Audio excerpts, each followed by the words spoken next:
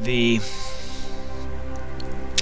Israeli side of the equation, vis-a-vis the occupied territories, also merits very close attention. Following the 1967 war, a new political party was founded. A very conservative, right-wing, nationalist party. Israel had always been a left-leaning, almost socialist country. David Ben-Gurion had been raised in a Marxist milieu in Eastern Europe, as had many of the other early leaders of Israel. The Likud party represented a departure, a new nationalistic and religious-based, in many respects, party. What we're going to look at now is their party platform from 2002. On the issue of settlements, the Likud party is quite clear. The Jewish communities in Judea, Samaria, and Gaza are the realization of Zionist values. Judea is what the Likud party calls the West Bank. Settlement of the land is a clear expression of the unassailable right of the Jewish people to the land of Israel, Eretz Israel, and constitutes an important asset in the defense of the vital interests of the State of Israel. The Likud will continue to strengthen and develop these communities and will prevent their uprooting. The new Israeli Prime Minister, Benjamin Netanyahu, who is a member of the Likud party, was just in Washington to meet with President Barack Obama. The Likud party has softened their stance on settlements somewhat, offering to prevent expansion except in cases of, quote, natural growth. This is a very ambiguous term. It can mean a lot of things. What it does seem they have promised, though, is to stop building new settlements. On the of what the West Bank constitutes, is it an occupied territory, or is it part of the State of Israel?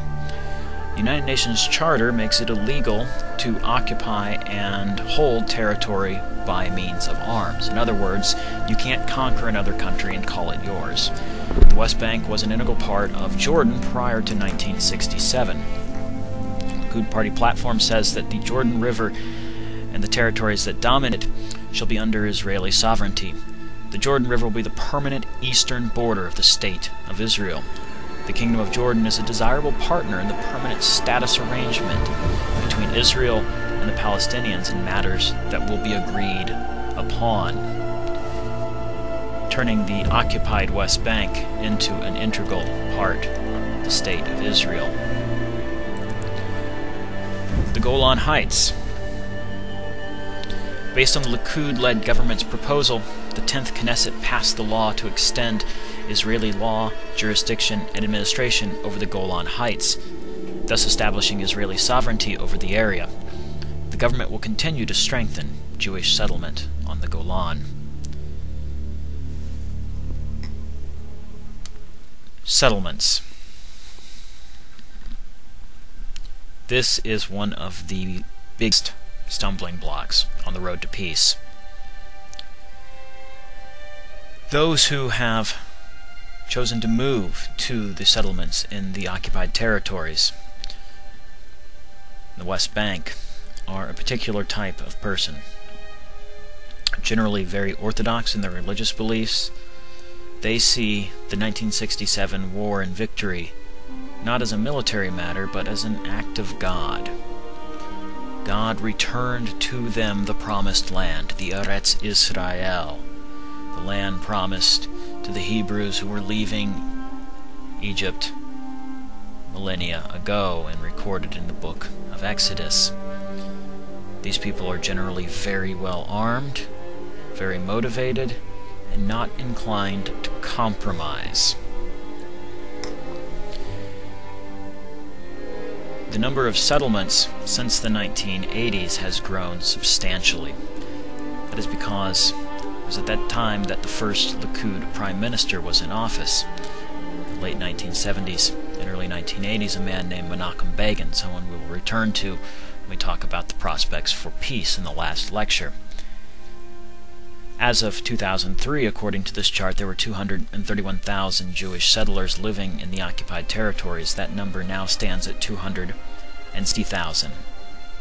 Several years ago, Israel unilaterally withdrew from the Gaza Strip, although there were never very many settlements there, and the land of the Gaza Strip was never considered as sacred and holy as the land of the West Bank. 260,000 very committed Jewish settlers live in the West Bank. They do not want to leave. In order for there to be a Palestinian state, though, it seems that they must leave. We're going to talk a lot more about this in the 5th lecture. The map here on the right shows the extent of Jewish settlement. The white, grayish dots are individual settlements.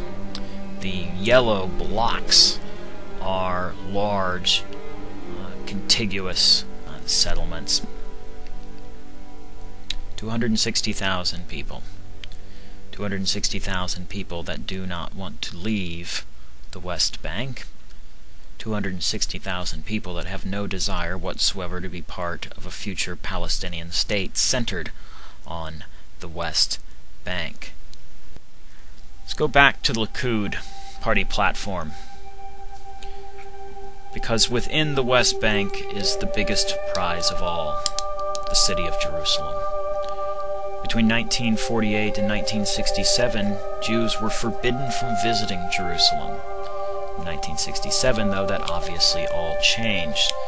According to the Likud party platform, Jerusalem is the eternal, united capital of the state of Israel, and only of Israel. The government will flatly reject Palestinian proposals to divide Jerusalem, including the plan to divide the city presented to the Knesset by the Arab factions and supported by many members of Labor and Meretz, two left-wing parties. Labor was the political party of David Ben-Gurion, and the political party that dominated Israeli politics from 1948 all the way up until the 1978 elections. Furthermore, the government firmly rejects attempts of various sources in the world, some anti-Semitic in origin, to question Jerusalem's status as Israel's capital and the 3,000-year-old special connection between the Jewish people and its capital. To ensure this, the government will continue the firm policies it has adopted until now.